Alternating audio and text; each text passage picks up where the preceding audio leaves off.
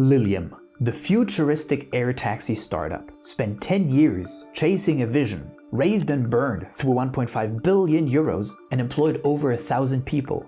Yet it never made any revenue. Even the German government came close to investing 100 million euros. But on October 17, 2024, they pulled the plug on the deal and left Lilium to its insolvency.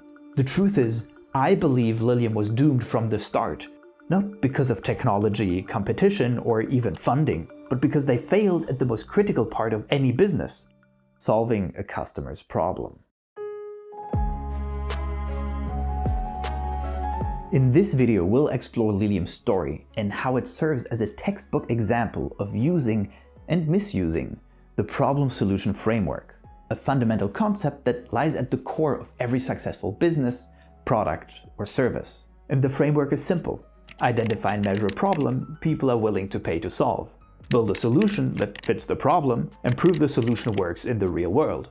This complicated, PhD-worthy framework is the foundation for evaluating whether any startup or product idea is even worth pursuing. So let's break down how Lilium tackled each step and why they ultimately fell short. Step 1. Identify and measure the problem. Lilium does one thing exceptionally well on their website. They quantify the problem.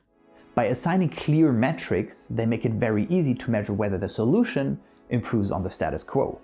For example, they illustrate a trip from New York to Philadelphia, highlighting two key problem metrics: speed and cost, thus claiming these are the most important factors and already showing how much customers are willing to pay to solve this problem, traveling, by using the example of taxis and high-speed trains.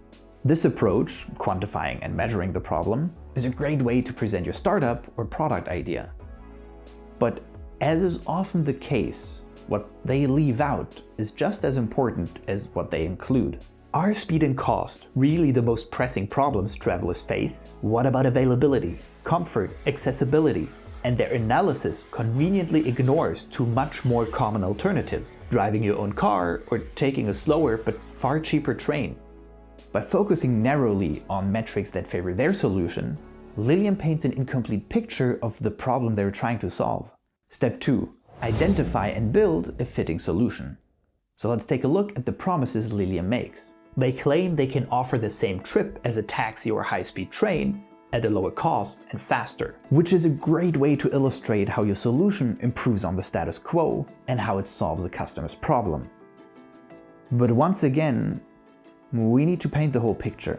Because once you factor in other existing alternatives and certain limitations, the solution has a very narrow use case. With the car and slow train option, Lilium isn't the cheapest anymore, but it's still the fastest, right? Well, that's where the math gets tricky. Since you need to travel to a helipad, switch vehicles, and then take another taxi to your final destination, anything under 50 kilometers is probably just faster by car or public transport. And with the range of 300 kilometers, the Lilium jet has a clear upper limit too, before high-speed rail or taking a plane makes more sense. And assuming that Lilium air taxis won't be waiting around for you at every moment, the situations where it's both faster and more convenient become fairly limited. It does feel like luxury travel for the wealthy.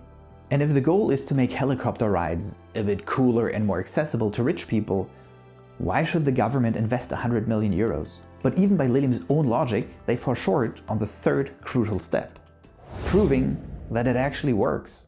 Critics have raised concerns about their solution, particularly regarding the feasibility of their jet's range and the realism of their promised prices. Well, I'm no expert.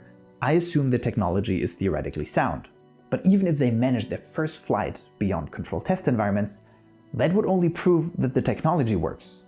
They still need to prove that they can achieve the promised operational cost and that customers are willing to pay for it. In other words, they need to validate not just the technology, but also the viability of their business model. So far, it's all just theoretical. In summary, Lilium used the problem-solution framework, but more to inflate their value than to solve real problems. They presented the problems they are able to solve, while conveniently leaving out the others. Their solution is still theoretical, and after 9 years, they still have to prove that it works or solve a single customer's problem. It feels like Lilium is selling a cool dream and not a real solution. A classic startup move. Promise the world and Sell your house of cards while it still looks like a palace. Might be the reason why they went public in 2021 with no revenue. So what do you think? Am I onto something? Or will Lilium prove me wrong and make this air taxi actually take off?